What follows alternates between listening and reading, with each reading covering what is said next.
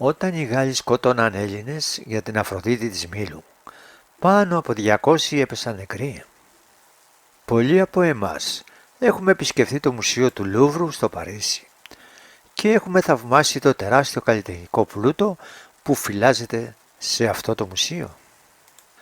Ο επισκέπτης μένει έκθαμβος και άφωνος μπροστά στα έργα τέχνης που έχουν δημιουργήσει μεγάλοι καλλιτέχνες από όλο τον κόσμο, όπου η αρμονία, το αισθητικό κάλος, η τεχνική αρτιότητα αποτυπώνονται στο καμβά, σε μπρούτζο και στο μάρμαρο.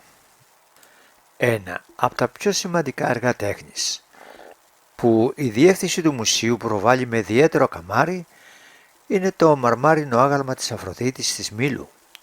Ένα έργο που δεν έχει με ακρίβεια προσδιοριστεί από ποιον καλλιτέχνη έχει φιλοτεχνηθεί. Το άγαλμα βρέθηκε το 1820 στη κατεχόμενη από την Οθωμανική Αυτοκρατορία Μήλο.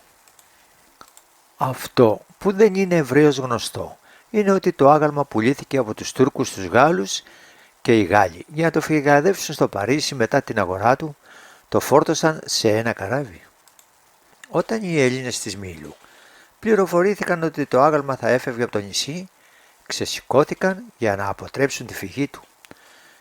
Και αυτό γιατί το θεωρούσαν μέρος του πολιτισμού τους.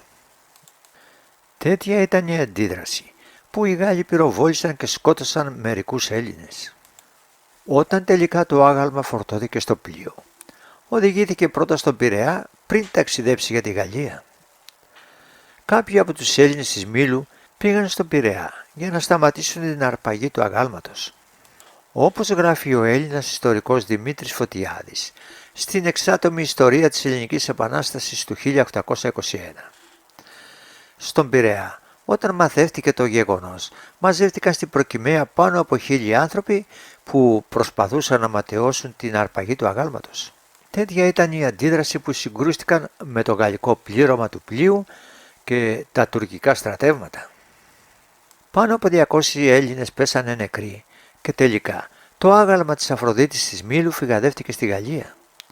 Μάλιστα λέγεται ότι το ένα χέρι του αγάλματος μέσα στη δίνη της συμπλοκής έπεσε στη θάλασσα και χάθηκε.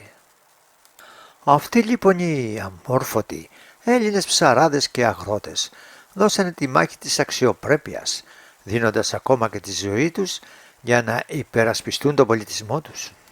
Μπορεί να μην ήταν μορφωμένοι, μπορεί να μην γνώριζαν από τέχνη, όμως ένιωθαν βαθιά μέσα τους ότι το άγαλμα αυτό ήταν μέρος της ιστορίας τους, μέρος της πολιτιστικής τους παρακαταθήκης που τους είχαν αφήσει οι πρόγονοί τους.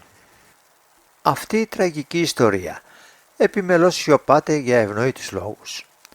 Έτσι, αν κάποια στιγμή επισκεφτείτε το Μουσείο του Λούβρου και θαυμάσετε την Αφροδίτη της Μήλου, θυμηθείτε ότι και σε αυτή την περίπτωση οι κυρίαρχες δυνάμεις της εποχής εκείνης άρπαξαν αυτό το θαυμάσιο άγαλμα που οι Έλληνες το πότισαν με αίμα.